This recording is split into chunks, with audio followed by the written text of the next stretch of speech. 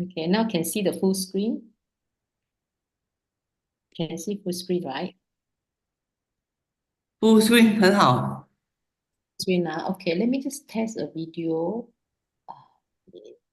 Just escape this full screen first. Okay, live stream already, assistant people. Let Wow. me just video on the. Okay, just say this one. I will just try this slide.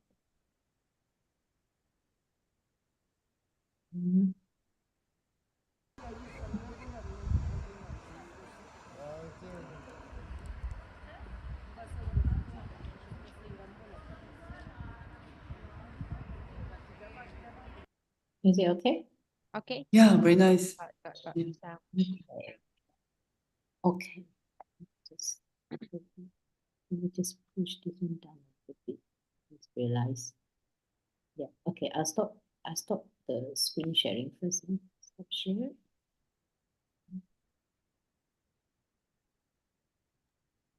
Morning, Sister Stephanie and everyone. Oh, Sister Mabel. Okay, later, as usual, Brother Chin will help us to host. Today, Cảm ơn. Sister Searching. Okay. Not yet in, but now you start off first with Sister Suching later. Cảm ơn. Sister Searching is sharing. Sister Suching will share the summary.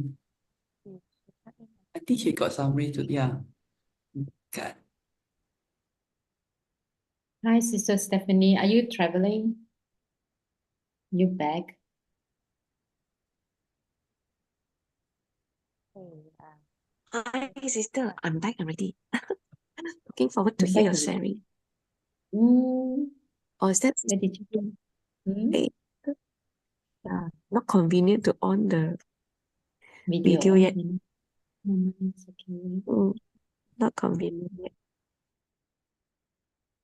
Okay, let's start then. Okay, so warm welcome to our Abort Master, Brother Joe Huang, Hualien Dharma team, and brothers sisters around the globe. Today's Saturday's Hualien Dharma talk. So a very good morning. Today, Sister Lily is not around. I'm Sister Mabel, and I will be doing the opening today. So next one, I will be sharing.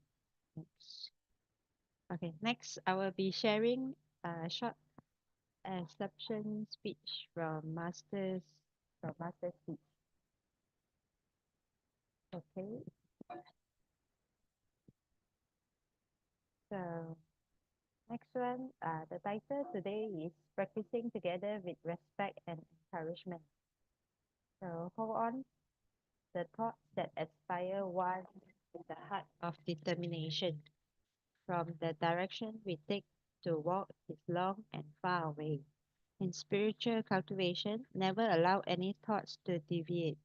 A slight deviation can lead to 1,000 miles apart. In this life, we have the good affinity to come together. It is very precious to share the same spiritual training ground. Therefore, practitioners of the same place should respect and be grateful to one another, encouraging each other to stay on the right path while practicing together. Cherish this good affinity to be able to cultivate together, walking together on the Bodhisattva path with Bodhisattvas as companions. Okay,感恩 for Master's teaching. So next, we will be singing the prayer song. So let us send our sincere prayers into the 10th direction. May the Saha land be free from disaster and peace be well in the world. Let us sing the prayer song with sincere pioneers. Okay.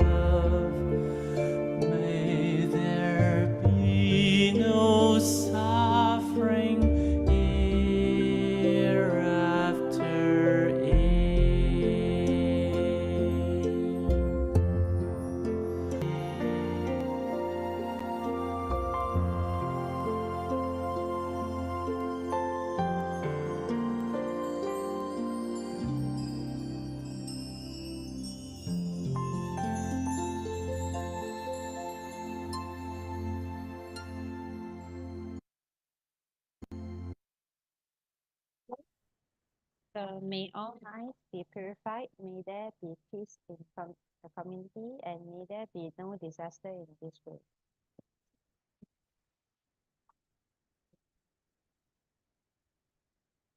So before we hear the wonderful sharing, let us say the prayers for the universal love and blessing. So with loving respect, gratitude, and confidence, let us wish every person in our life a healthy body, an enlightened mind, and total fulfillment in universal love. Now let us expand this consciousness to include every person in the world, every being in the universe, and let us unify love, make this wonderful world even better. Let us all immerse ourselves in the joyful embrace of universal love. Okay. Okay, so before we hear the wonderful sharing, let us invite our Dharma Master to lead us in paying homage to the Triple Gems.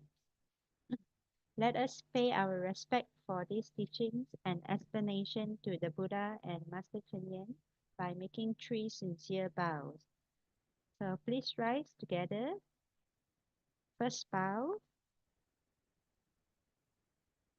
second bow, and third bow.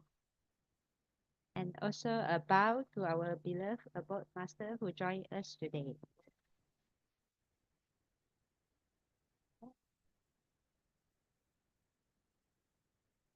Okay, so on today's agenda, we have Brother Joe Huang will be sharing on Dharma Insights, and Sister Sharon Frazer will be sharing on the footprints in Eswatini.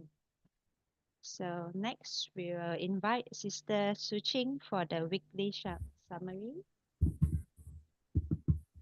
Hi everyone. I will not turn on my camera because I didn't bring my uniform with me. I'm currently out of the country.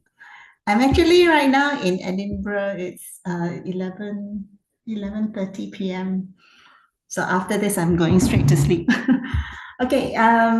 So last week, 1st of June, Brother Joe actually said today is the first day of the last month of the first half of the year. So what have we done up to today? Anyway, okay, Brother Joe spoke about Dharma Insights. We will learn the sutra infinite in its deep meanings. No rush, no haste, our knowledge gently gleaning. We'll listen repeatedly and new insights will arise, clear in our vision with wide opened eyes. We start with a vision, a path that's clear. First steps taken with courage, casting off fear. Brother Joe recapped the sharings of the past weeks. The first chapter's lessons profound and unique. 4 questions from Ananda we reviewed in detail. Time's concept differs in its own tale. People and actions, the next pillars to explore. Names listed to inspire their virtues we adore. 80,000 souls were mentioned in the sutra. Their virtues shine brightly like a holy mantra. We too have Buddha nature within us all, capable of becoming Buddhas standing tall. This journey's long, is not a swift race. We will learn each lesson at a steady pace. Brother Joe's reminder and promise is that we'll achieve our goal, this marathon of life that enriches the soul. Then we had Sister Yati, who spoke about footprints in Malawi. In Malawi's embrace, Titi's heart beats strong. 177 brick houses where hope now belongs. Sister Yati led the way with Master's image near. Volunteers waved flags with joy and cheer. Kinship felt as villagers danced with glee, welcoming Sister Yati, hearts filled with esprit. Milling maize revealing hardships faced.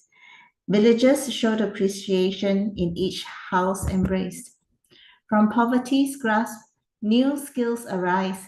Their giving spirit beneath African skies. In sharing, despite little, their hearts sing. Through challenges faced, their generosity springs. The Malawi Tsuti Maize projects reach, though not self-contained. Notwithstanding that resources are scant, kindness is ingrained. A message profound from their humble lands. Even in scarcity, compassion expands. With Master's picture leading the way, volunteers step forth without delay. In Malawi's heart, Tutsi song is sung, a symphony of hope that is forever young. Thank you for listening. I stop share right now, and I hand over to Brother Chin to introduce our next speakers. Over to you, Brother Chin. Sister Suching, all the way from Scotland. All right, so this morning we welcome. Good morning, everybody. Welcome again to the Saturday morning session. We have obviously Dr. Joe Huang is going to share with his wisdom insights on the sutra that being shared by Master. And obviously after Joe Huang will be followed by another regular share sister. So Brother Joe, right, platform is all yours. Looking forward to that. Okay, thank you. Good morning, everybody, and welcome. It's always nice to see everybody online, and I'm just thinking that next week, by this time next week, Master would already be on the trip already. So I'm thinking if we were to continue, and I think it's really up to the team and the group, and I'll talk to Sister Shuqing about this afterwards to see if we had to change the time, because around this time is essentially we're preparing for the beginning of the day. So actually for us, the day has already almost begun. It will begin very shortly. So I'm not sure if the timing needs to be switched, or we would just take a break for about four weeks or so, and then we'll come back, and then that's fine too. So I'll talk to Sister Shuqing about this, and because Master will depart on Friday, and this time it's all eyes are on the trip, because obviously we're all worried, and we're anticipating, and we're holding our breath, and also with the suspension, as well as the cheer, and also the happiness, the joy that Master will be going around to Taiwan to see all the volunteers and such. So I think it will be something that we're looking forward to. At the same time, we are making sure that it has to be done right, and I think I shared in many other cases where I think Master definitely showed that resilience. I mean, for someone who is 90 years old, every day still greeting, and today there's even a board meeting, and so you can tell that Master's doing her best. Master's definitely doing all that she can. It's not just doing her best, but is squeezing out every bit, and trying to making sure that she makes herself available to all of us. And I think that with this trip, she just agrees to it without saying much. She agrees to doing this, even showing a little bit of apprehension that her legs might not be able to hold on. But I think if you look at her from afar, it's actually quite okay. But she doesn't have that confidence, and so within the last couple of weeks, she's been exercising and gaining leg strength so that she can show that she can stand up, upright, and stand still, and be able to walk without sort of tilting, leaning left or right. But for someone who's 90, walking without without any assisting, in terms of tools, or in sense of walkers, I think it's already amazing. It's already amazing, and she want to prove that she can do that. Okay, so that's our Master. Okay, so today we're gonna resume. Okay, we're gonna resume our part in the Sutra of Infinite Meanings, and this is something that it's an ongoing series. and it's that we continue from last week, and previously, and I always want to go back to what we talked about previously, but this time I'm not going to go back that far. Okay, so we already covered the first section, the first subchapter of virtues, chapter 1. So this time we're heading into the second subchapter, and we already began the first part of it. So let's continue. So we're now continuing. We talked about, in the first subchapter, we talked about the Ananda's the 4 questions. We talk about the location and time. We talk about the people. And we talk about action, and it's a continuation from the people and the action, because the content of this portion talks about, these are all just the text, talks about the bodhisattvas that were present. So we talked about that there were different types of people, or the different beings coming to listen to the sutra, right? So the first part is that you have the listeners. They're coming from afar, or they're coming from local, and they are of different origin. They're of different realms.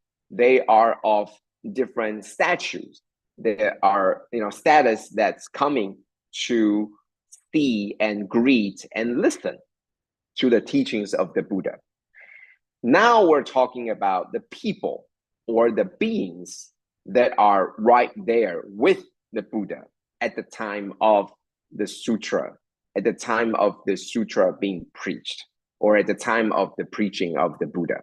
So there are different people, right, coming and going, and there are people that are staying with the Buddha, and these are the bodhisattvas' name. Or even though these are the followers, or these are the disciples, they actually do come and go. It's not like they're always staying around the Buddha, but they're coming and going, right? They have their, they also have their trips they have to make. They have their own encounters. They have their own, affinities that's guiding them to different places. But most of the time, they will be there next to the Buddha, when the Buddha is giving out teachings. Okay, so 80,000 of these bodhisattvas were also present.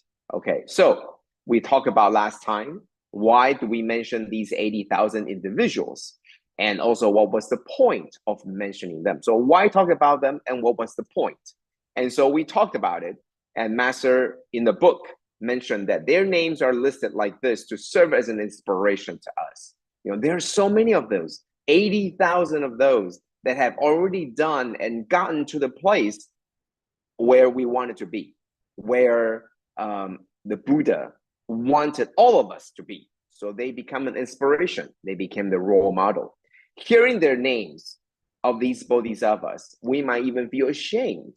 Why should we feel ashamed?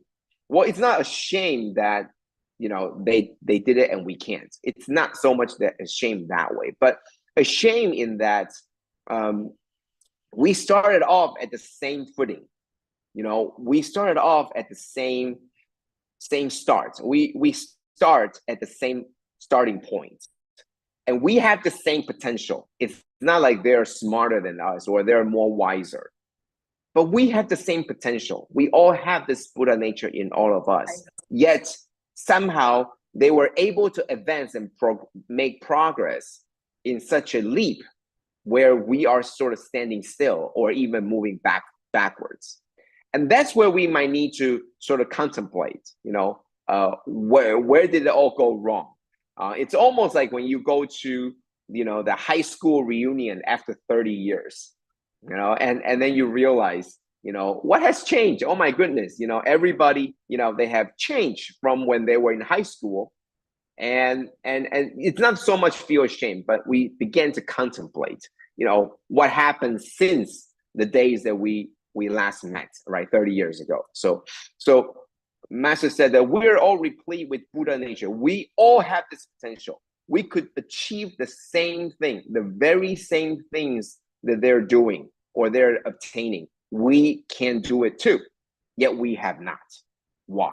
And that's something that we should feel contemplating, that we should contemplate about, that we should think about. right? So we're all capable of achieving the same thing that they did, but we have not. So that's something that we should be thinking about, right? So this week, we're going to be continuing this track and thinking about, so what did they do? And who are they? And why did we mention them, right? So their names are listed like this to serve as an inspiration, right? So this is what we talk about, serve as an inspiration.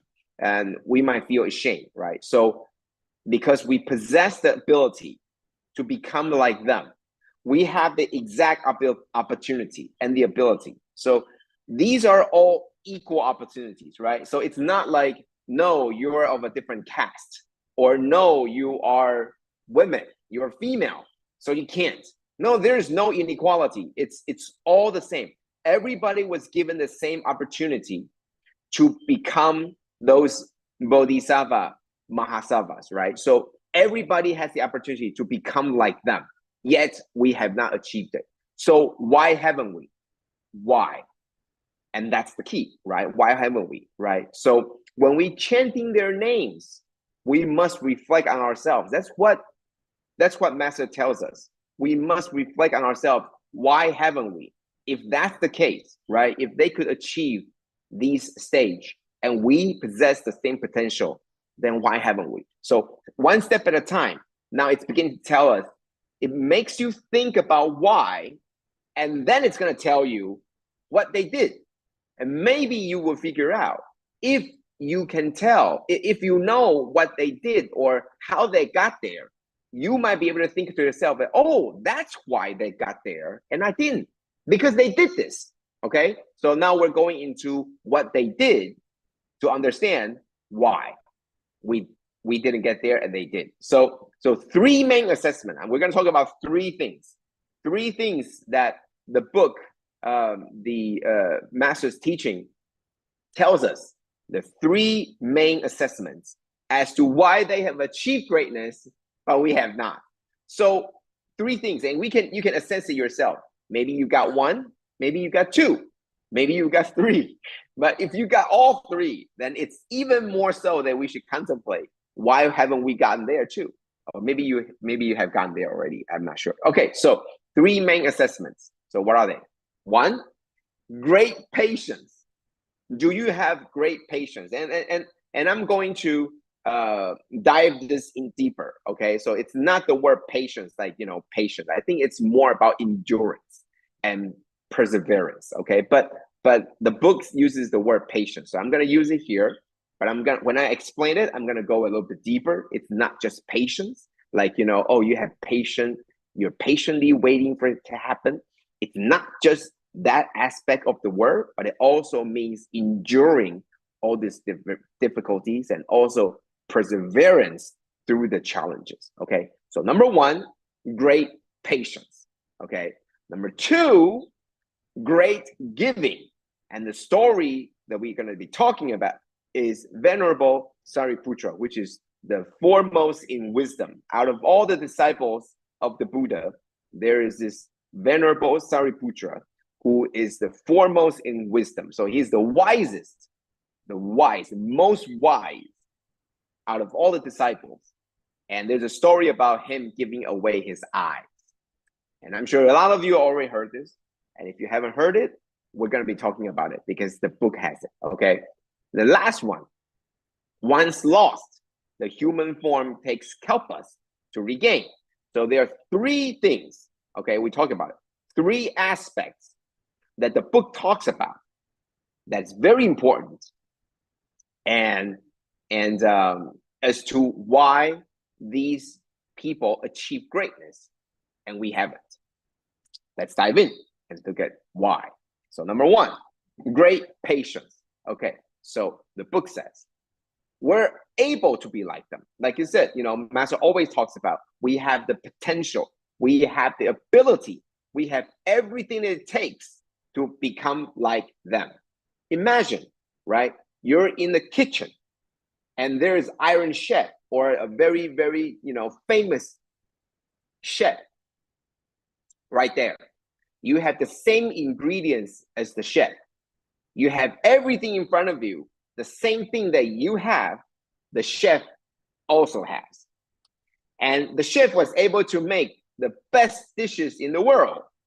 But can you? You can't. So we have all the things that it takes to make the great dish. We have, the chef has got 2 hands, right? We got 2 hands. The chef has got, all the things that a human being has. We have it too. The chef has got all these ingredients, all the vegetables, all the things, right? The spice and everything in front of them. And so do you. But can you make the same dish? You can't. So there's something, it's not just do you have all these ingredients? There's something in it that's not there. So what was it? So now it's going to be talking about, right? So it is simply, Master says, it is simply that our selfish mindset is too strong. Okay, so that's number 1, selfish mindset. So we must constantly reflect on ourselves, repent for our shortcomings, and diligently advance. So we are too selfish, we're too absorbed with ourselves. What I like, what I don't like, what I need, what I don't need, what I want, what I don't want. These are the things that's stronger in us than in these great, bodhisattvas.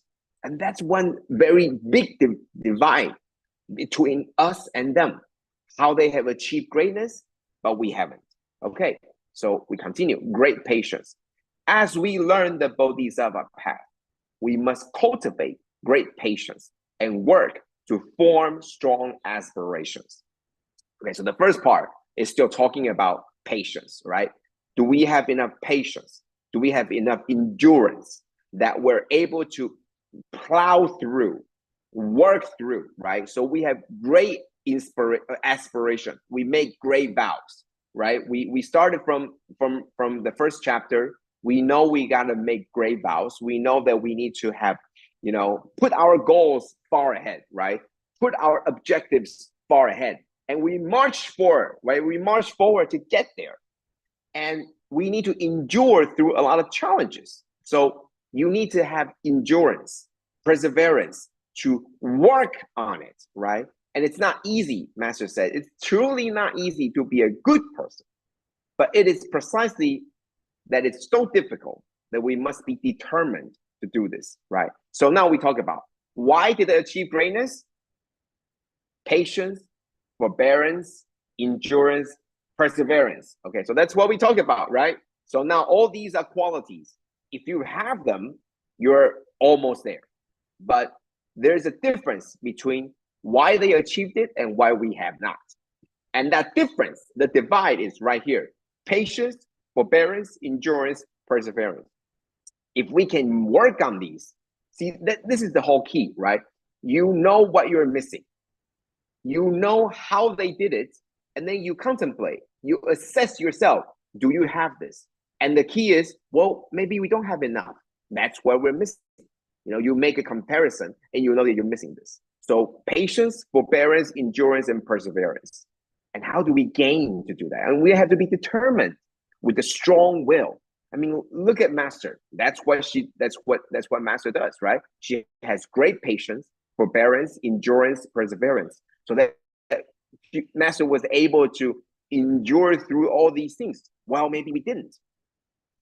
So now we need to think about how do we work on it so that we get more patience or forbearance? Well, how do we do this so that we can get endurance, right? So if you're into sports or if you're into exercising, you know how to build that endurance. How do you do this? How? Well, if you start jogging, right, it's called cardio. If you work on your cardio, then maybe your endurance, the blood circulation gets better in your whole body. Then you can push through that physical bottleneck. Spiritually, it's the same. You do the same thing all the time. You do this regularly, then you're building endurance.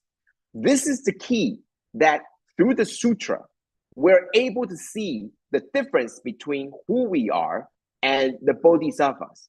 And then from the differences, we recognize the difference so that we're able to focus on the things that we can do to make ourselves better. In sports, how do you get more endurance? I'm not talking about running faster. I'm not talking about stronger and lifting heavier weights. I'm talking about being able to, to have more stamina, to be able to run longer, to be able to have, better endurance. How do you do that? Well, you exercise to build this up. You start off maybe the first 2 weeks, you do a 1 mile jog, and then you increase your endurance, you increase your fuel tank this way, right? So that's what it does. You have to build this up. Same thing. That's why Master talks about the importance of the morning Dharma talks. That always going to the Dharma talks, you're building up your endurance, that it becomes a part of you, so that you daily you're receiving these Dharma input incoming into your mind. And then you're building this endurance up, that every day you're doing this, every day, day in and day out, day after day, you're building up this endurance.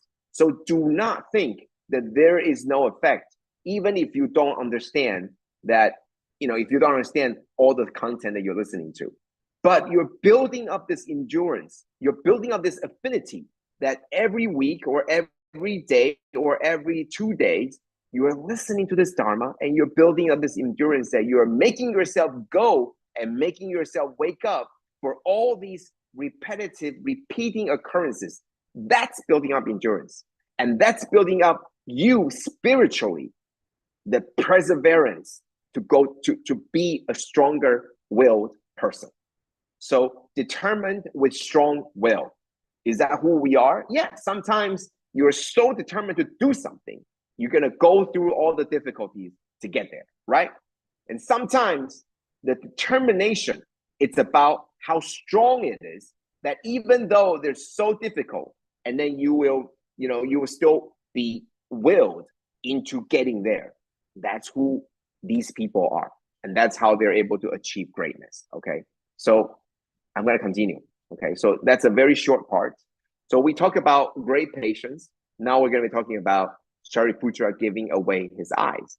And we're going to get into this story. It's a story that probably all of us have heard before, but I want to, dissect it, right? It's more than just a story. I wanted to talk about this because I think it's important that what this story is talking about, right? So we talk about endurance, we talk about perseverance, we talk about strong will, we talk about determination.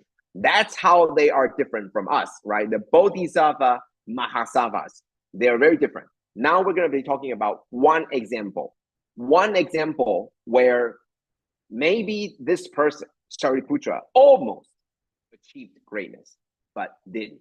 Why? Let's talk about the story, right? So Shariputra, as I mentioned, is the Buddha's disciple with foremost in wisdom. Okay, so in his past life, he made this great vow. So he was determined. He was very determined. And he made this great vow. In order to learn the Bodhisattva practice in his past life, there is this great elder that was Shariputra's past life. He vowed to give everything that he had to help anyone that needed his help. So he made this vow. I mean, that's who we are, right? We already make our vows, right? Anyone that need help, I'm gonna help you. That's who I am. I'm gonna help you, right? So he wants to give. He vowed great giving. So we talk about great patience, great endurance. Now this is great giving. So he had given away all his wealth. Even after he had given all the things away, he still vowed to give everything.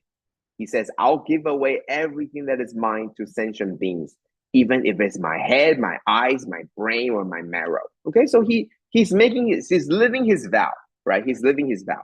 So a young man, so one day this elder who has given away everything that he has, that he possessed, who needs an eye. So the young man comes to this great elder. He knows that he is giving away everything. So the young man says, I need an eye, one eye of a kind-hearted spiritual practitioner who upholds the pure precepts. Okay, so the elder says, that's me.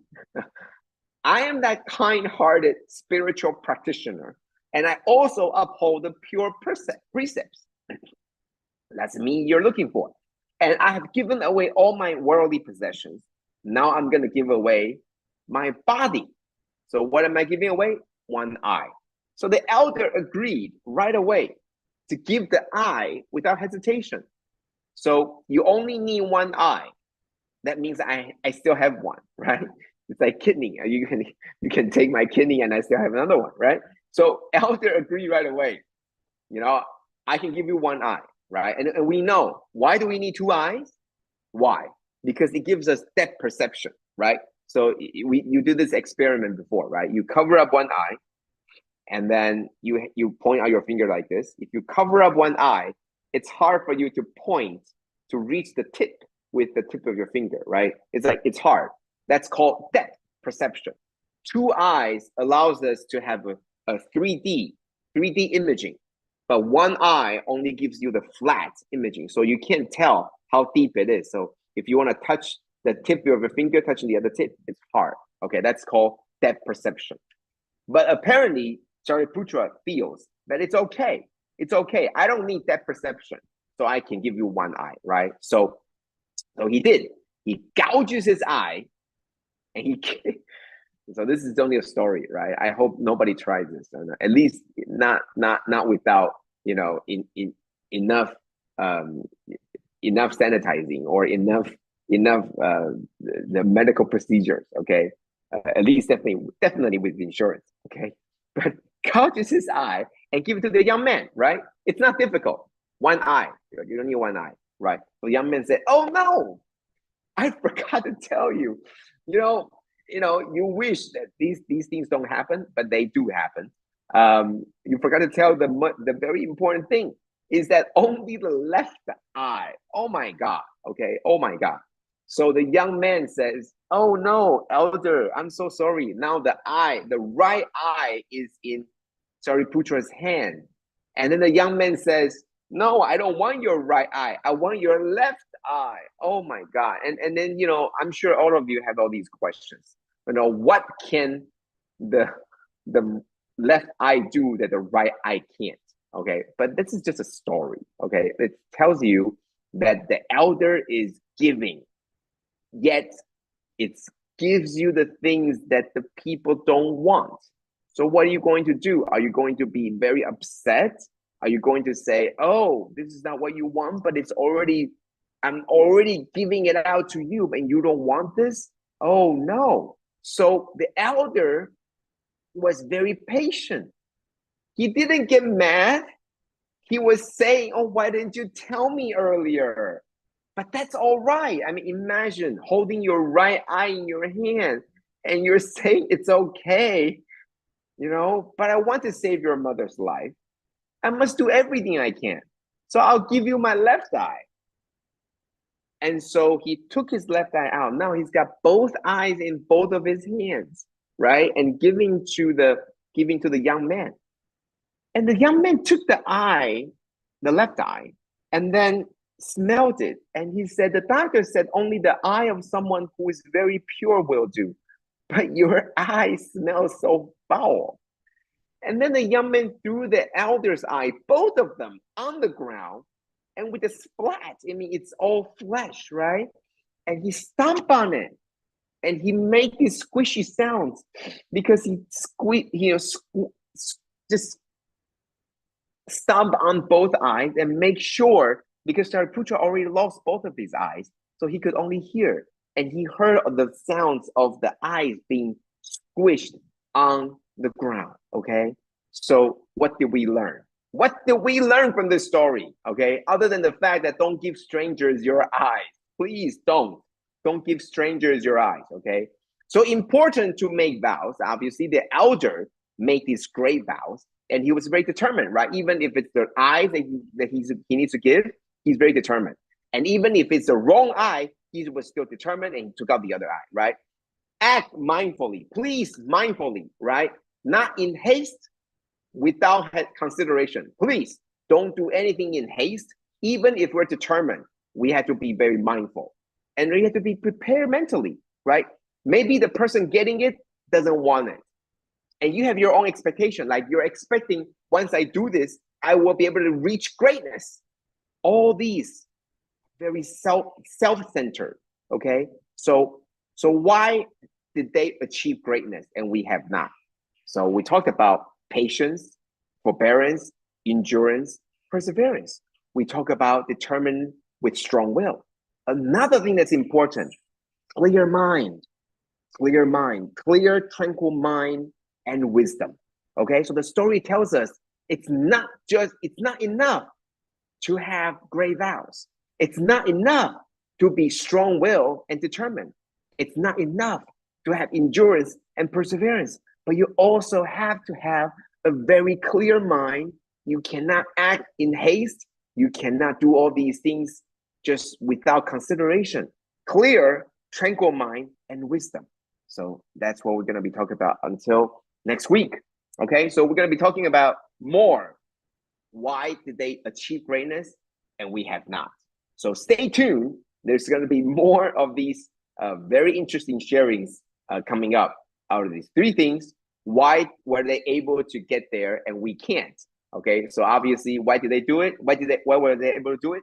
They're willing to give their eyes. Are you able to? No, I'm not. So I'm out. Okay, if anything that requires me to gouge my eye out, I won't do it. But is it possible? Medically, it is possible. Now you're able to give away, donate after your passing, right? Many parts of your body you're able to give away for medical reasons, right? For medical assisting in the future for other people. So now medically it's possible. But imagine thousands of years ago, there are already people gouging their eyes out to give it to people, right? So they're able to give this great giving. I can't. But all these things coming together, very important things. So they have these wonderful qualities, and we're sort of missing some of it, and that's what we need to work out. Thank you all, and we'll see if we can continue next week. But in all, Master will be on trip, and there's going to be a lot of online sessions that's going to be coming up. So stay tuned. I'm sure you're going to be able to stay on trip with Master, and it's always a very great learning as we are staying with Master, greeting all these people. Thank you, and have a wonderful, wonderful weekend. Thank you. Thank so much, Brother Joe, for a very insightful sharing. Meantime, we'll look after our eyes. So let's move on to the next one. Sister Sharon Frazer is going to share with us the footprints in Eswatini, as I understand. It's a new name for Swaziland, right? So last week we had the footprints from Malawi. So we're going to Eswatini this week. And Sister Sharon doesn't need any introduction, very dedicated and selfless. That's platform all yours, sister. Yeah. Good morning, brothers and sisters. Incidentally, what time is it there over at your place? It's 1:05 in the morning, 1 o'clock, midnight. Yes. Platform all yours. It's okay. Thank you. It's really a great pleasure to thank you for the opportunity to share with brothers and sisters. And good morning, Brother Joe. Haven't seen Brother Joe for a while. It's really, really good to see you again. Sorry, I just an interruption. Brother Joe has left. I want to take a photo actually. Oh, I'm here. I'm still here. I'm waiting for the photo. Yes. Sorry for introduction, sister. Can we on our video for a group photo?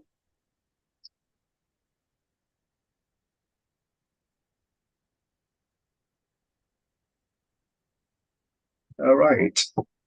And who's our photographer? Yeah, I'll take the picture. Yeah.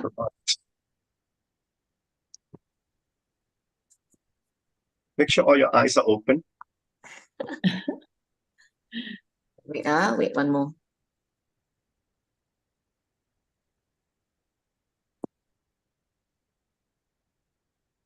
Come, I can't see Brother Joe.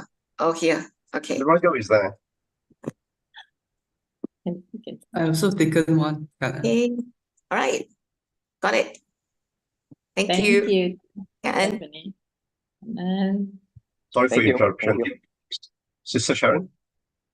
Yeah, okay. I'll start sharing the screen, okay? Okay, share screen. Can you see my screen all right? Okay, I just need to move this out of the way. Okay. Okay. Yeah, good morning, brothers and sisters. Thank you again, and thanks for the opportunity to share with everyone. Thank you, Sister Suchin, for inviting. And today I'm going to share a footprints in Eswatini. And let's just fly all the way to Eswatini now. Yeah, this year we actually have started our many first projects in Eswatini. That's because last year we made vows to master during New Year time. We make a few vows to masters, and one of them is the first Seji Garden. We started our first Seji Garden last year, where the Seji Garden was to support. We raised the land and we raised the vegetable seeds and so on, and is to support our 45 soup kitchens in Eswatini. So we also made vows to master that we are going to have our very first mobile medical clinic so that we can help the sick, the poor, and the vulnerable people who are immobile or can't afford checkups and medication, so that they can have access to free healthcare services. So we have done it before, of course, and it is a big vow. So it took us a while to gather everything together before we can start this mobile medical clinic. So we want to carry out our action on this path to help others. We know that we must take this first step forward. For a journey of 1,000 miles begins with our very first step. So as long we believe that all the volunteers and ourselves, we believe that as long as we are willing to take this first step, we will certainly be able to travel these thousands of miles, and then we can really start this mobile medical clinic. Because in Eswatini, there are many people who can't afford medical health services. And we know that as our mobile medical clinic moves around within our own soup kitchen communities, we can reach out to many vulnerable people in these communities, and who will be able to receive access to life-saving health services. And most of our soup kitchen communities are in the area which is very poor. So, and if we have a mobile medical clinic that is mobile and move around, so we are able to reach out to them. So our goal for this mobile medical clinic is to break down barriers between the people in the poorer communities and access to the healthcare, and to treat all patients with dignity and respect. And our mobile medical clinic will provide outreach services to communities where health facilities do not exist. As some communities, which is like further up the mountain, there's no health facilities at all, and are not functional. And some just have the building, but there's no, maybe no medicines, or maybe there's no doctors at all, or maybe just a nurse, and some basic medications like Panadol or so on. So we want to reach out to them, and also for those who are communities who are inaccessible. We will also reach out to communities that are hard to reach, and subsequently cater for people with limited access to health services. So there we go. After months of planning and preparation that we started with since last year, we haven't done it before, so we thought, okay, we want to start a mobile medical clinic. What is the first thing that we need? Obviously, we need doctors, and so we start our homework. So we look around for doctors who are willing to volunteer with us. And during the period of a few months, we managed to find 4, and actually we now have another 2 more joining us this week, actually. So we have 5 or 6 doctors who is willing to work as a volunteer for Seji, to be our volunteer doctors. So now we have a team of doctors, and we are really, we feel that we are ready. So as you can see in these pictures, all these doctors, we have special different affinities that we came to them or met them, and we really grateful to them that they are willing to join us to join Seji as our volunteer doctors. And then we have our doctors, and next we need our medicines and so on. And we are not experts, so we haven't done this before. Okay, what kind of medication do we need? So we consult these doctors, and most of them actually have done a mobile clinic before themselves. So they give us really good advice, like what type of what type of medicines needed when we do outreach.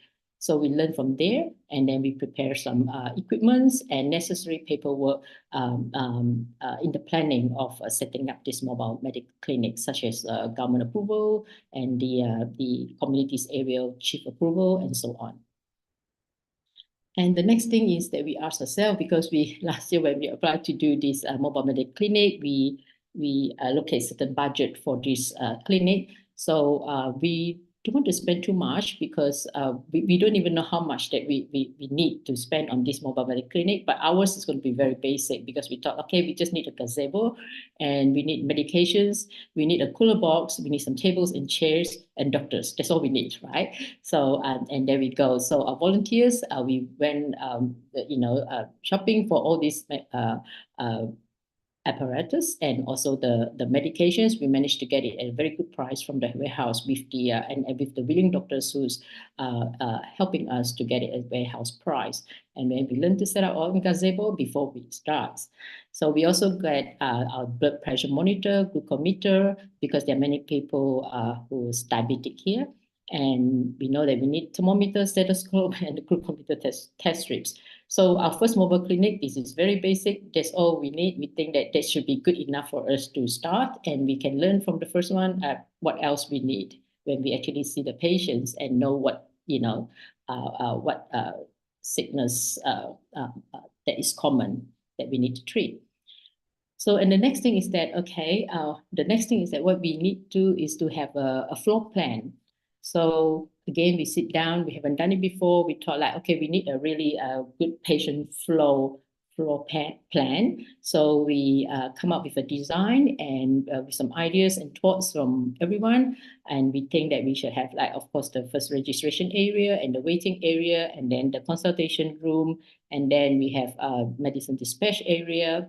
And we also intend to cook for the patients. So our kitchen area that we need to will be at the back, where we can cook warm food for the patients. And we want to take this opportunity to set up our own display area where we can showcase what surgeries do in the communities and some projects, so that they might be interested to join us as well. And then we have this gratitude area where patients can make thank you card and so on if they want to.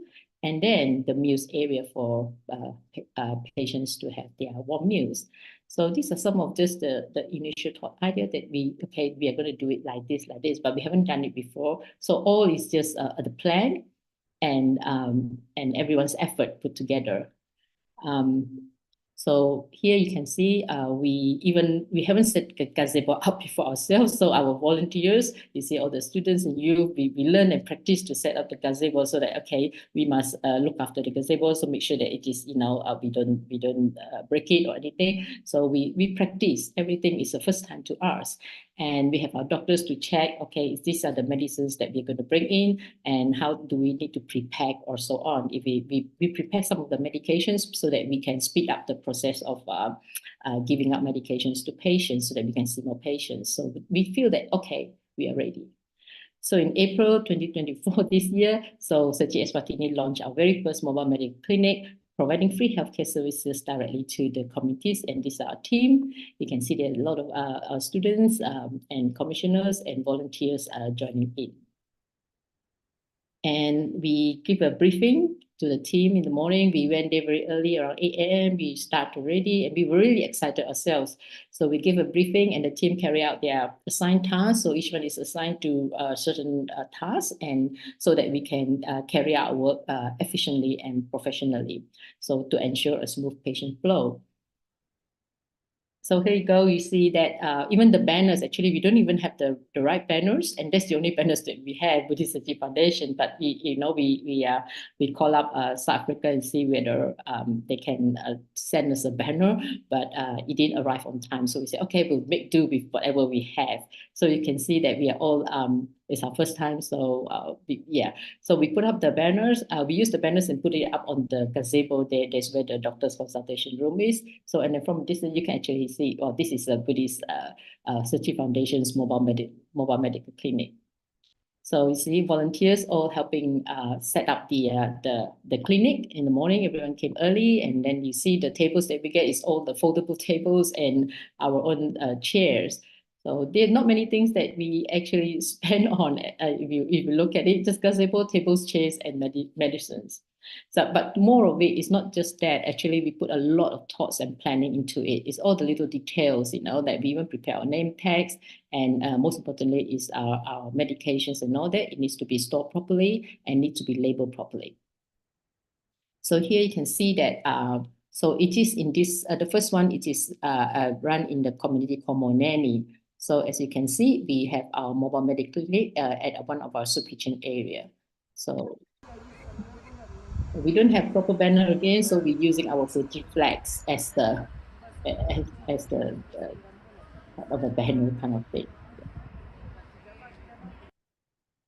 And then at the back, we because we're going to prepare warm meals for the patients, so we get our communities together, and a lot of the people in the communities, they were so excited knowing that we are coming. Some of them donate cabbage, apples, and carrots to us, so it is really good. So with the donations, you can see our volunteers woke up early in the morning and they're already preparing the meals.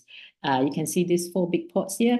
As in our soup kitchen, we usually cook our meals not like in the microwave or oven, but we actually cook it outside, where we have to find the firewoods, and then there's our big pots here. 1 pot is rice, 1 pot is sugar bean, 1 pot could be cabbage, and so on.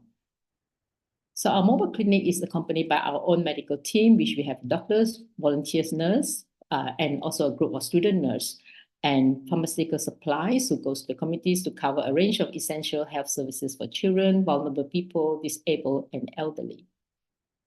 So the first doctors who volunteer for the first mobile clinic, this is Dr. Tu.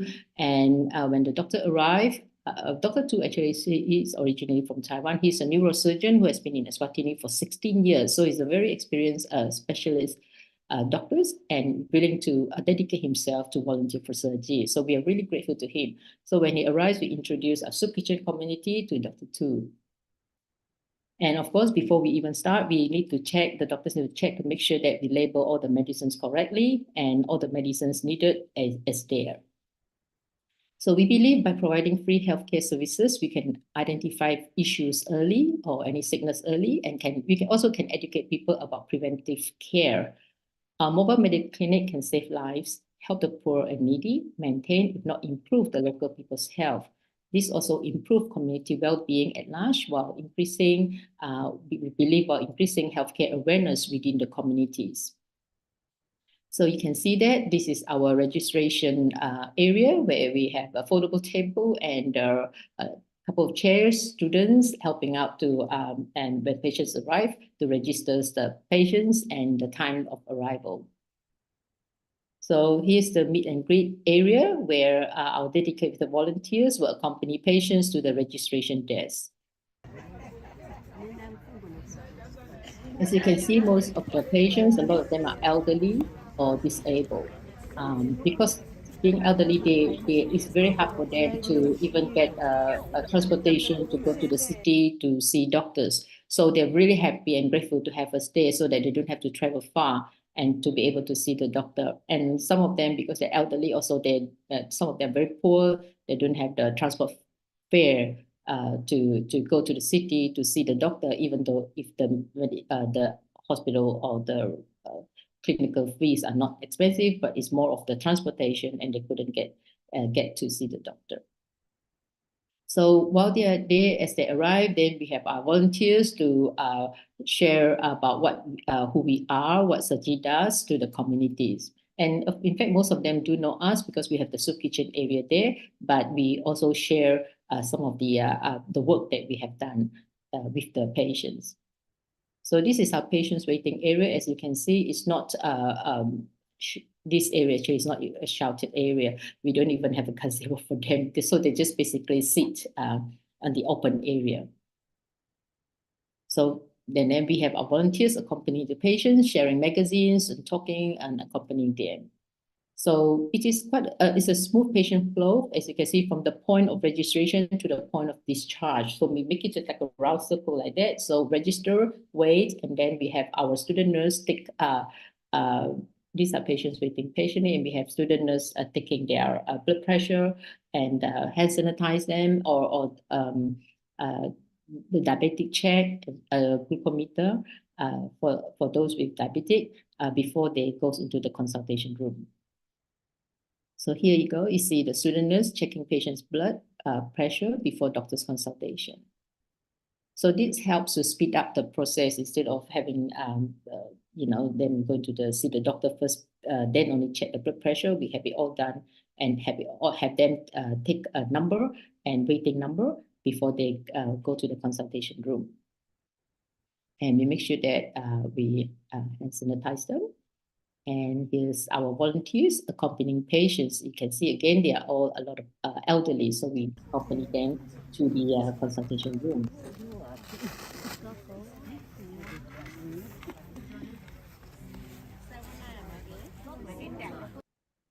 See, our mobile medical clinic can provide diagnosis, treatment, immunization, early disease detection, control, and response services to ensure adequate follow-up of patients with specific medical needs.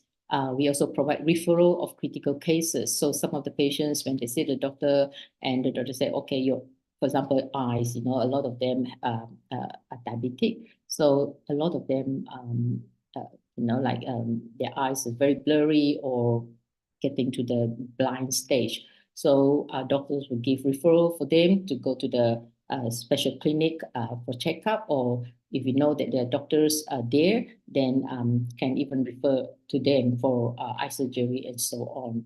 And one that is free of charge or with minimal charge. So, and this help prevention of, but detection of a possible outbreak of diseases as well. So this is the patient's visit. This is our consultation room, which is actually just a gazebo with a couple of chairs and doctors and student nurse. Again, there's another one. And you see, like most of the patients you see, they are holding a stick. A lot of them are elderly. So our student nurse also help our doctors in doing the interpretation. So make sure that we understand fully what's their sickness about. So this is a medicine dispatch area. As you can see, we prepare some of the medications we prepare in advance. We know that Panadols and allergic medication and so on, we can prepare and pack in advance. So we did that to speed up the process.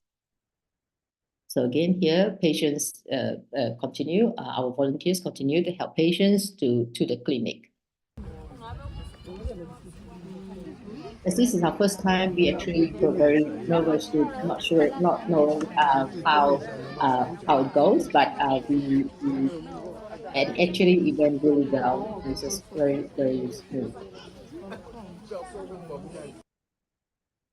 So our mobile medical clinic can also be seen as our very first step towards rebuilding the relationship between the underserved communities or remote community and SERGI.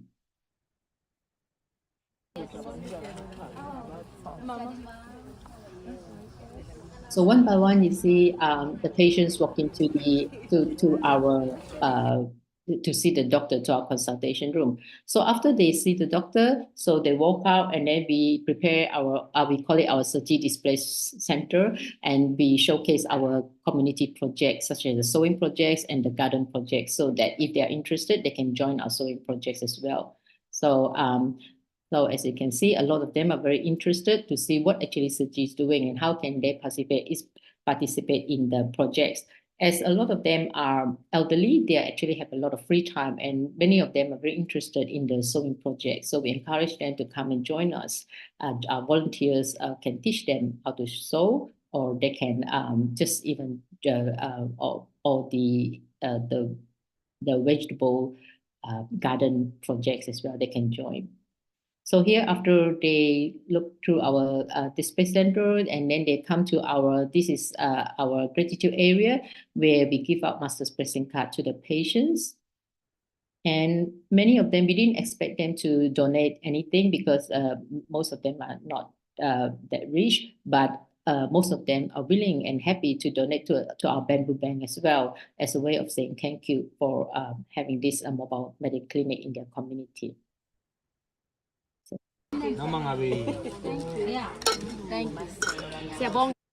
So patients expressing their gratitude to Sergi, and this is another short interview that we have with this patient.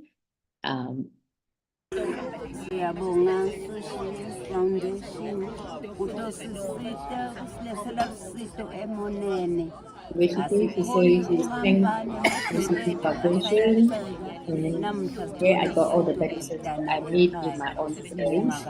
I don't need to go to the city to see the doctor, and I'm very happy. Thank you. But this patient actually wearing the glasses because her eyes is not good, and she's actually a little bit blind as well. So many of them are elderly and they couldn't read or write, but they are happy to join us to make this gratitude card. So they do all the coloring, the card to say thank you to the doctors and to the volunteers. So we give out their master's blessing cards. So while we are busy at the front there, seeing patients, at the back, we have our soup kitchen running already, where you can see the children arriving. So, we hold this mobile medical clinic together with our soup kitchen at the same time. So when the children comes, you can see that we're registering the number of soup kitchen children arriving. And we seize the opportunity to share Jingxi aphorism with the little children. And our volunteers, here is a picture of our volunteers preparing food for the patients and the soup kitchen children. So it's a really, really lively and fun activities, while our patients get to see the children as well. And then there's very full on. The whole community is so alive, so vibrant, with so many people at the front and at the back as well. These are the children came and they play soccer. So they feel like a sense of belonging, that all of them gather together and you can see them really happy to play together.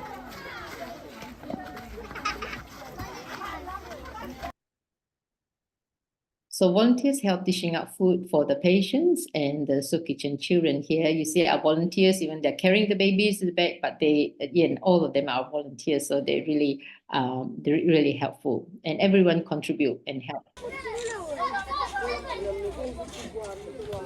This is what they're dishing out there is sugar beet.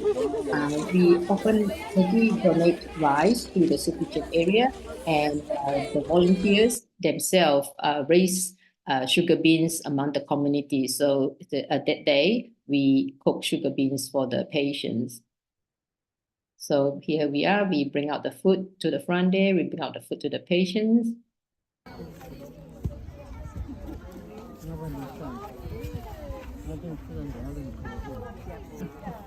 And you can see they're actually really patient. They are, enjoying just being there with us, and this is that they probably have been here for 1 to 2 hours already, and they're happy sitting there chatting among themselves and then have a meal with us.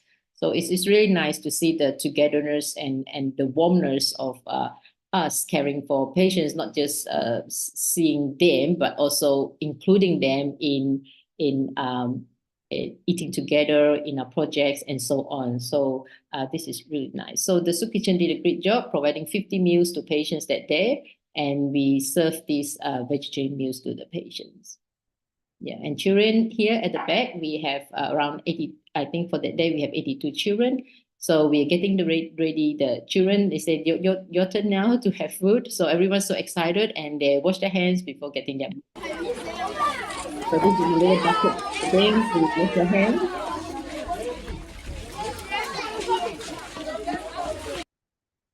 And you can see all of them actually behaving really well, line up, each one carrying their own little containers there, and to collect their meals.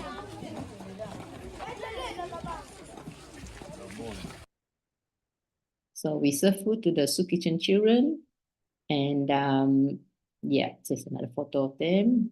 And total for that day, we cook for 82 soup kitchen children. So here, back to the front again, is busy after we see the patients. Now we actually have our own soup kitchen children to come and see the doctors as well, as some of them are very big and it's coming to winter months. A lot of them have this cold and flu. So Dr. Tu did a quick checkup for all the children, and a lot of them actually probably need vitamin C and so on. It's not major, but we still, the children feel that, you know, they get to see the doctor as well. So they're really happy. And the chief of the community came to thank us, and we're really, really grateful for us to have our mobile medical clinic there.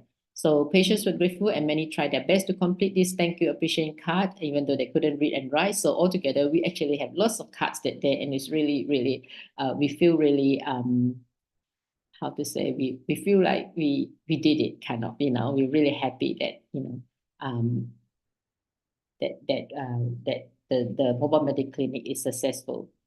So here we started early at 8 o'clock. We were welcomed by the community. Patients saw the doctor. We provided the medicine.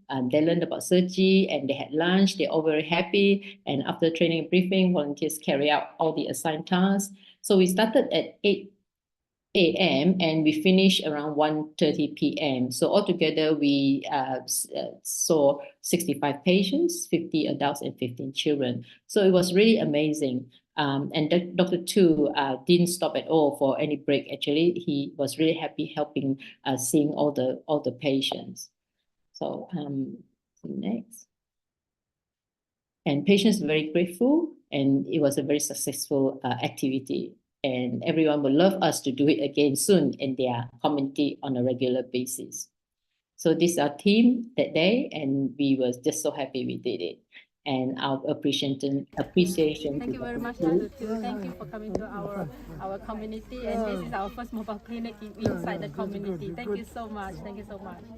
You can see the master power here. Yes. Master really wants to reach out to everyone who needs help. Thank you. So Dr. Tu says master's power. So it's really grateful to Dr. Tu. So we were so happy that day, and we did it.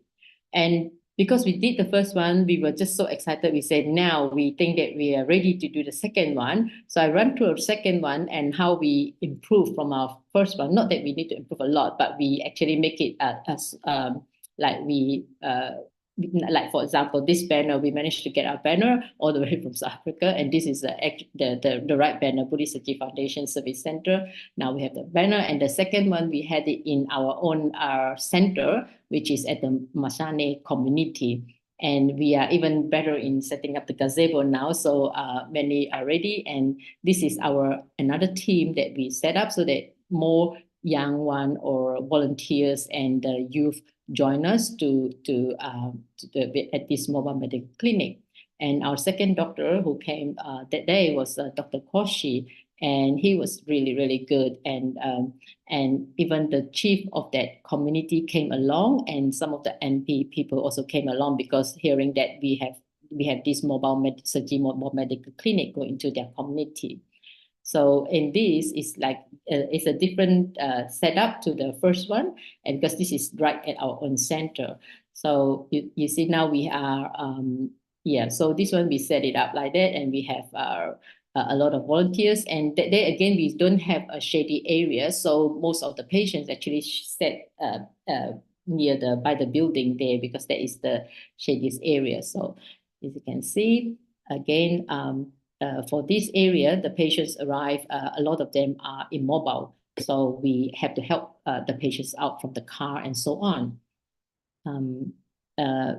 We believe this mobile clinic actually really bring the communities and the volunteers together. And it's not just about helping the patients, but actually also our volunteers. Now our volunteers feel closer and know how to care for patients and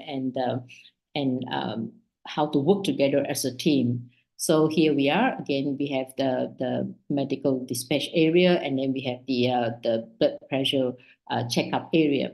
You can see all the patients. Most of them are really happy, and there's a lot of laughter, chatting, and so on while they're waiting. There's also a lot of conversation going on. By having this mobile medical clinic, actually it is very low cost as compared to having a clinic in a center itself, because we don't have to pay for any overhead costs or any operational expenses associated with the permanent facilities. And because of that, we use our funds to spend more on buying medicines for patients. So we have a whole list of medications, and towards the end, we actually have more vitamins and so on for even the children at the soup kitchen. So, and also as it's run by volunteers for the communities, patients appreciate the effort and the warmness, and they know that that we all Saji goes in there to help them, and it's all by volunteering. So from the doctors to the nurses to our own volunteers. So many also want to sign up to join us volunteering in their community, because they also want to do good work like ours. So our volunteers do not talk about how hard their work is, and they only talk about how blessed their work is. Actually, everyone felt so grateful they had the opportunity to help others that day. So when we are mindful, every moment is a time for cultivation. We can feel that everyone is experiencing this joy, we call Dharma joy, as we practice giving with no attachment to any gain or loss. So here again, this is the consultation room for the second one, and this is Dr. Koshi. You see a lot of children and elderly as well. Again, we see elderly and a lot of diabetic patients in this community. So the next time we will prepare more diabetic medications, because we can see many actually blind, and because of the diabetic. Because they all here, everyone actually take a lot of sugar. Like for example, if they have coffee, they always put 3 teaspoons of sugar without thinking much. It's like everybody does that, 3 teaspoons of sugar for coffee or tea. About that, I will start again. Okay, you introduce your name. Okay. May I know what's your name? Leta. Hello, Leta. Nice to meet you. Can I ask, how did you know about our mobile clinic today? I told my friend. Your friend told me. Oh, your friend told you. Yeah. So you came here. So she heard about the clinic through friends or the Indima, the chief, also there. Yes. How did you feel? Oh, that's good. And you have been seen by the doctor. I see that you are holding all these medicine. What did the doctor say?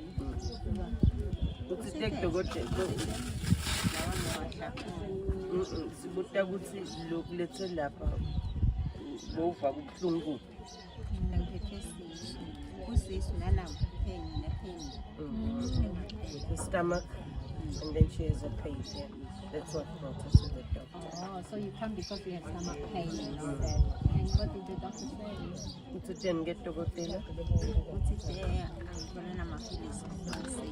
So this lady, she doesn't live far away, so it's good that she can walk here, she say, and she has this stomach pain and so on, so she came to see the doctor. So it's really good that we could reach out to a patient like her, that she doesn't need to go to the city to see the doctor. So finish consultation, again, we have our Saji display area. As you can see, many, even on wheelchair, they came and see what is there, they want to know. So we, we explain to them, oh, this is what we do. You want to say any, write anything or thank you or anything? They say, yes. So most of them did. And some of them, this little girl, she's a little volunteer, our little helper. And some of the patients, they are actually wanting to donate to us as well, because it's not about the amount, but it's just about to show their gratitude to us. So this is the gratitude card area. And you say, Master Jingxi aphorism say, do not close the door to our heart. By loving others, we too will be loved. Because there's so much love that day that you can feel. The elderly, they are very, very grateful and thankful to us. So again, we also have the soup kitchen area at the back here, and volunteers busy cooking for the patients and children. And then volunteers carry the food to the patients. Yeah,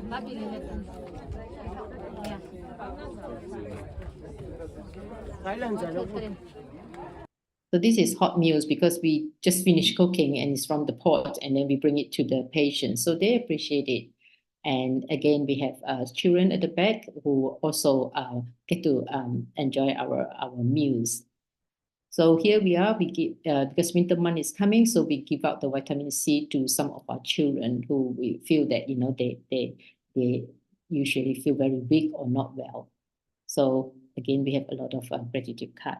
So you can see that this mobile medical clinic, so it's the first time that we held in Eswatini, but it really ran very smoothly, and we really grateful to the whole team, from the doctors to the volunteers to the communities, and to everyone who helped to set up the mobile medical clinic. So now, from now on, nothing going to stop us. And every month we're going to have a mobile medical clinic, and we move from one area to another. So this is when the doctor's leaving, you can see how grateful we are to the doctor. Everyone waving to the doctor.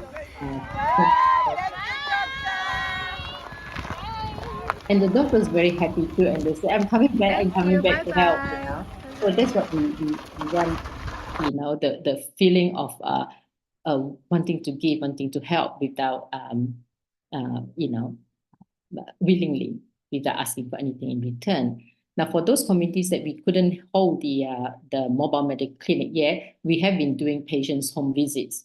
Now, in this, we like to share, like, patients' home visits. We have done it for many years, since the beginning of the 30th year.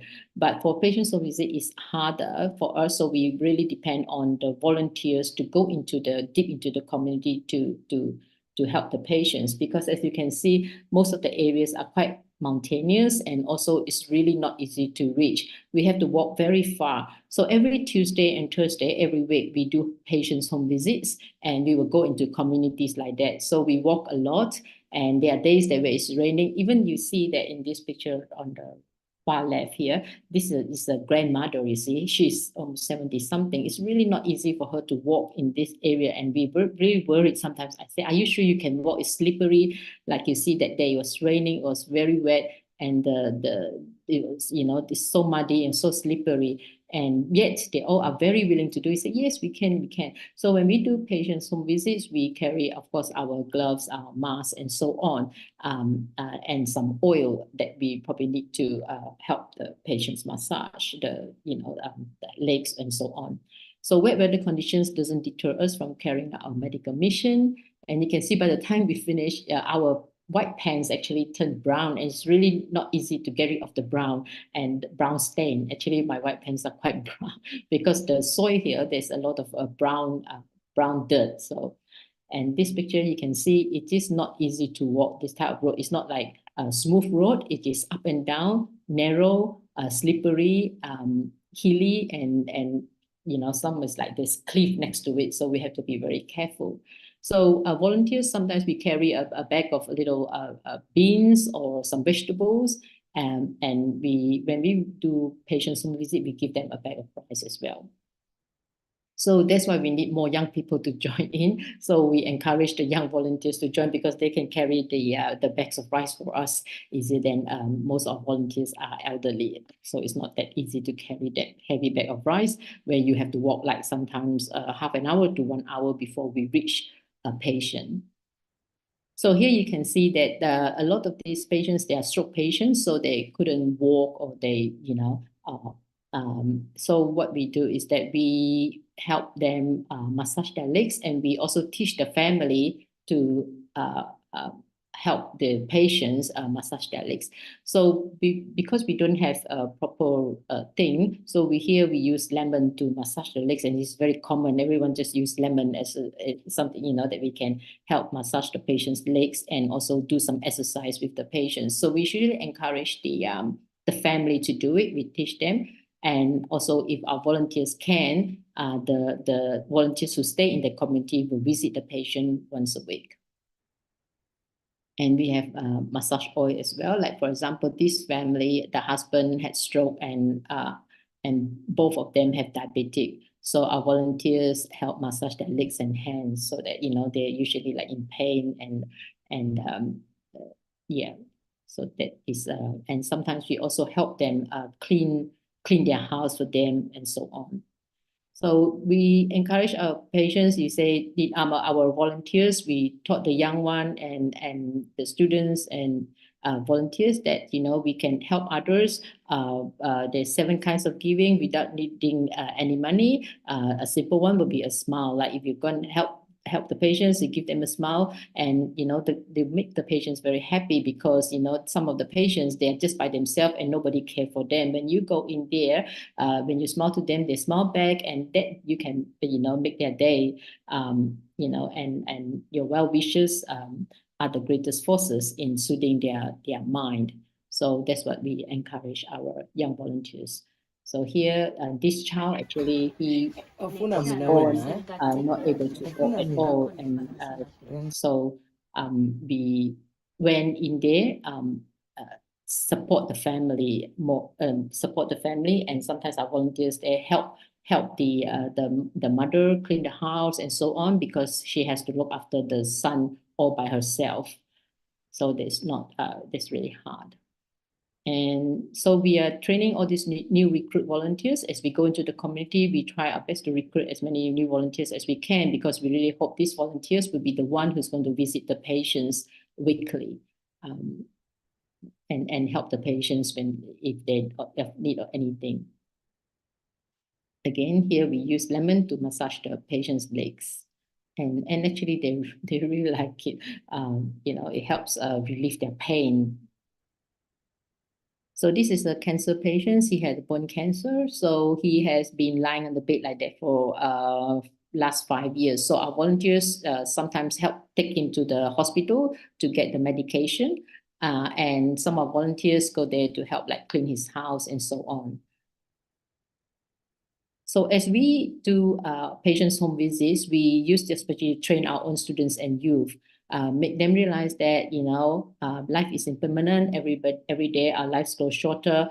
Therefore, do not let a day pass by in vain. We should do good things and go and help others so that we have a meaningful and purposeful life.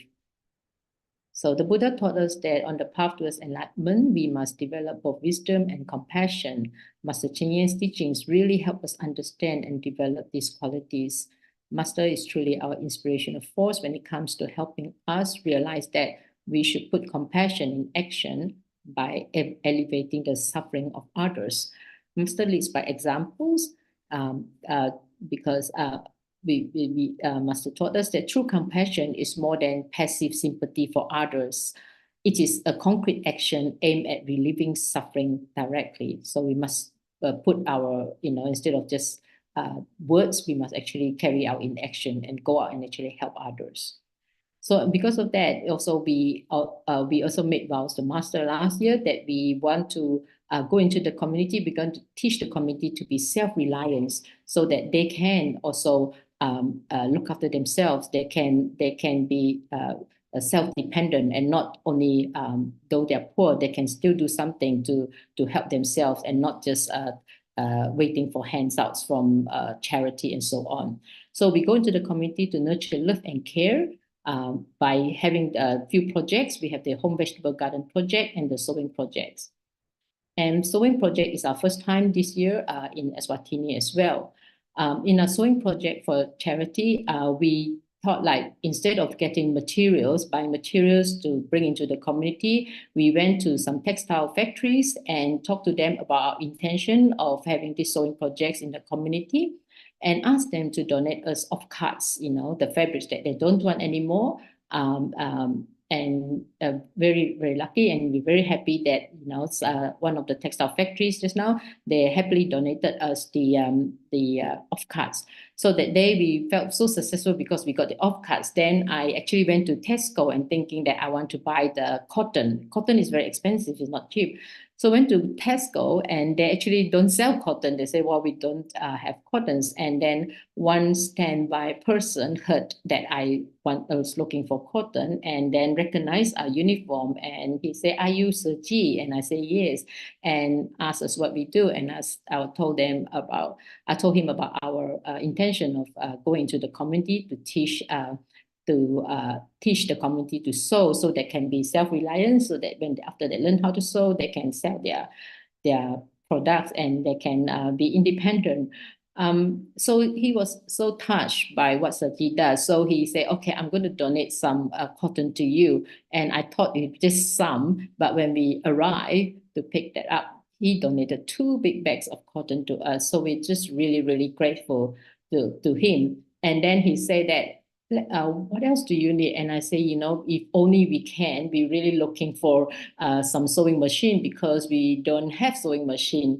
And he said, let me think about that. Give me some time and see if I know of anyone. So we went around ourselves as well to look for donated sewing machines. And within that few weeks, we actually got a call from him, and he said that, I think we could raise the sewing machine for you. So we were so happy that day, and it was actually quite late. I think I got a call from him at 4 o'clock, and by the time we reached there, pick up the machine was so big, it's very not easy to load into the ute. It was almost like 7 o'clock before we could get home. But we were so happy because we managed to raise the cotton, the fabrics, and the sewing machine. Now we are complete and we are ready to go into the communities to share about our projects. So we prepare ourselves, as you can see. And in the community, we not only sharing about the sewing projects, but also educating communities on environmental protection and also backyard gardening, so we can provide them seeds. As you can see in this picture, a lot of the communities area, they're actually full of rubbish around. So we say, no, you must clean the place and and recycle the plastic bottles. So sewing for charity, as you can see, we utilizing all the donated fabrics and cotton for good cause.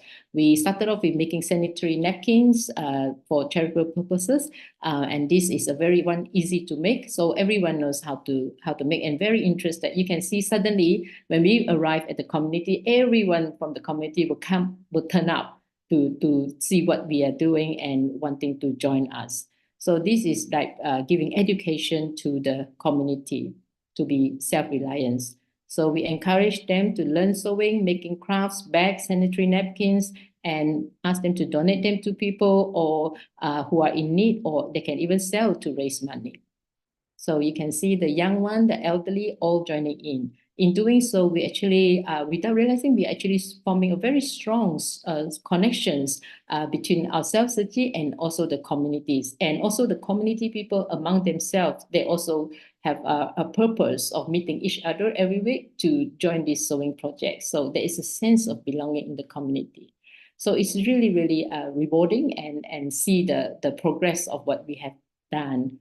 And this sewing projects is not just for elderly or ladies, but you can see even the young ones, the male, they are all joining into this, doing this project because they can sew socks or they can sew whatever, they need or they want. It's just more of this.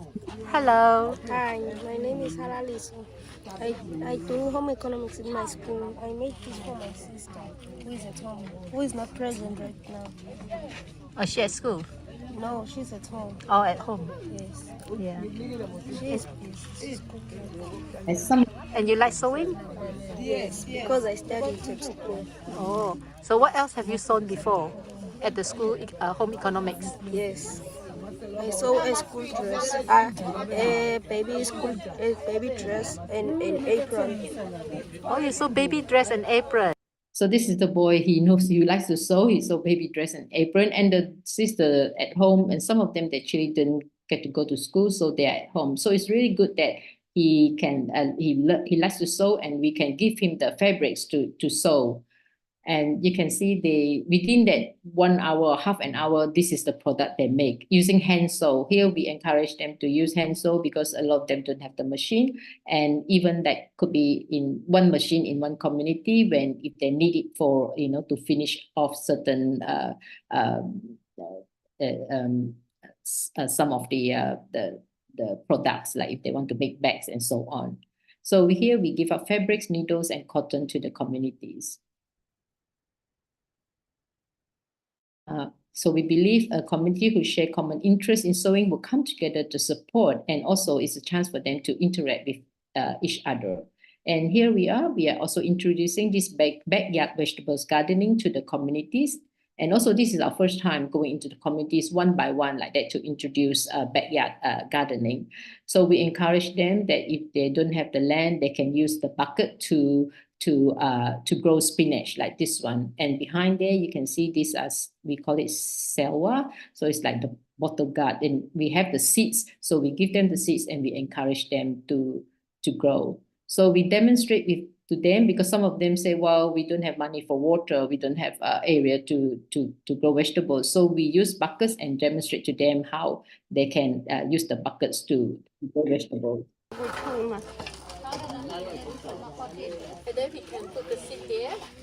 And then we even teach them how to collect rainwater and then to water their plants. So we use water from their cooking and so on, or from the rice, so that, from the rain, so that can then doesn't cost any money for water. So we warmly encouraging the local to give gardening a go, be self-reliant. We tell them healthy exercise is good for their mental health and it's a new skills. And it's close to nature and it's good for social connection as well.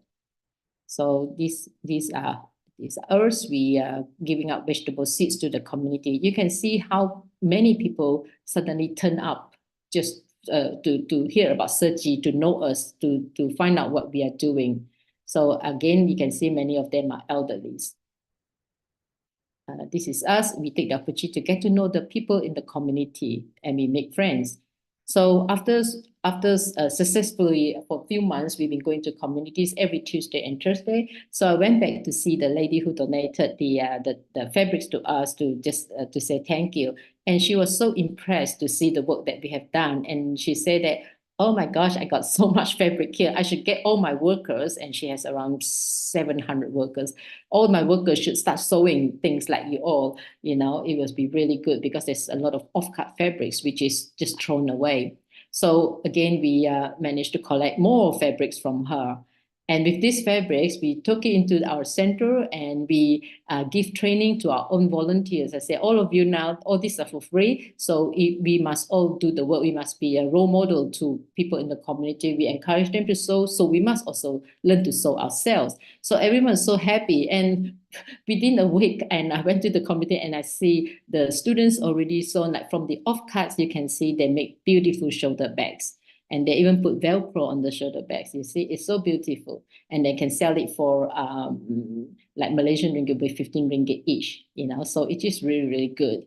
And the cotton is free, the material is free. All we need is them, if they want to put in the effort to do it, the work, they can do it. So our volunteers making blankets from donated off-cut fabrics. These are these blankets. So along the way, we also recruit many new volunteers as we go to home visits, mobile medical clinic, sewing projects, garden projects. So we're really, really happy that we believe that as there's so much suffering in this world, we must really give love back to this world. We hope by bringing light to everyone's life, we can dispel the darkness from this world and bring out our life's full potential. We go into the communities to help them, and we hope that they can also help others, because after they learn the skills, they can teach others as well. And they will bring all the togetherness among the people in the communities. Everyone work together and become more self-reliant instead of dependent on others or on handouts or on charity. So you can see they are actually really, really happy that Sergi is, most of the communities here know about Sergi, and they feel that we are part of the family as well. Because in every community we go to, we already have the soup kitchen where we feed 50 to 100 children every Saturday. And now we have these sewing projects where the elderly are also coming in to join us with the projects. So that's my sharing for today. And thank you very much for the opportunity to share about all our new projects in Eswatini. Thank you. And then so much, Sister Sharon, for the heartwarming sharing. When you were sharing, I was trying to project myself to where you've been through. I couldn't help but trying to understand the conditions and the constraints that you have to go through in terms of the volunteers, in terms of the logistics. Before we end, I'm just wondering, how easy is it for you to get Dr. Tu to be there? Are there any regulatory constraints for a doctor to serve in Eswatini? Now, it's more like as long as the doctor is willing, there's always way. So we go around. There's different affinities. For example, Dr. Koshi, actually, my daughter came here to volunteer in Eswatini and happened to volunteer in the hospital of Dr. Koshi, and he was the chief medical officer of the Good Shepherd Hospital. Because my daughter volunteered there, so she knew he knew me as well. So when I approached him and I said, Dr. Koshi, would you like to volunteer for Sergi? And he said, what organization is this? And then I started to explain to him, and he was really, really willing, and was so touched from the work that we do, like for example, our Sergi garden and how our produce help feed 100 children and actually 3,000 children a week that we cook for. So because of that other stories that touch them, so they feel that they also want to be part of it and want to contribute the little, they can give. So like even the sewing projects, so seeing what we have done actually make them feel like, yes, I want to be part of the volunteer team for Sergi. So for them, because they already have practice doctors, they have the license to practice. All we need to do is when we go to a committee, we need to get the approval or the license from the chief of that community to welcome us, and also our doctors who is qualified. Like Dr. Koshi has been here for like 20 years, practicing. And Dr. Tu, the neurosurgeon from Taiwan, has been here for 16 years. For Dr. Tu, he already knew about Sergi in Taiwan, but he haven't like volunteered for Sergi in Eswatini, as he's going towards retirement age, and he really want to do more good deeds as well. And he said that he wants to dedicate himself to volunteer for Sergi. So one by one, we drag doctor with different affinities and people that we know. So everywhere I go, I say, there's a doctor there, and I start talking to Chi, and they are all, yes, we would like to, we will help. So if we have a team of doctors, we don't rely on one, we know how busy they are. So we rotate the doctors the whole year round. And that's how it started. That's how we're going to carry on doing like that. Yeah. Oh, We face so many much. challenges. So much, Sharon, for bringing the hearts and expanding the hearts of the people together. You actually plant the seeds and spread the footprints over there. And very grateful for that sharing. And there's a lot to learn from this. All right, so it's past 8 o'clock now, and that's the end of our session for today. And very grateful to Brother Joe and to Sister Sharon for another wonderful Saturday morning session. Okay, so with that note, if I may, say that all rise to pay our respect, reverence, devotion, and gratitude to the Buddha. First bow. Second bow. Third bow. We also offer a bow to our Four Masters. Bow.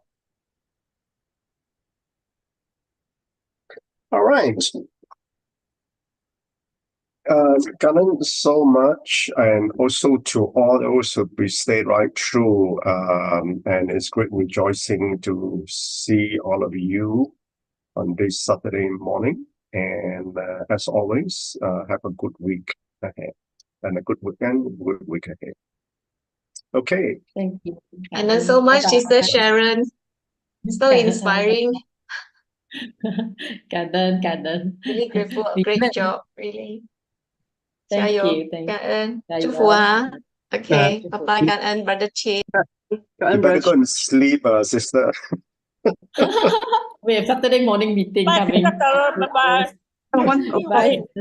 Hey guys, Bye. we hope to hear more from sister. Keep inspiring. Cảm ơn nó. Thank you. Bye bye. Sister Irene, bye bye.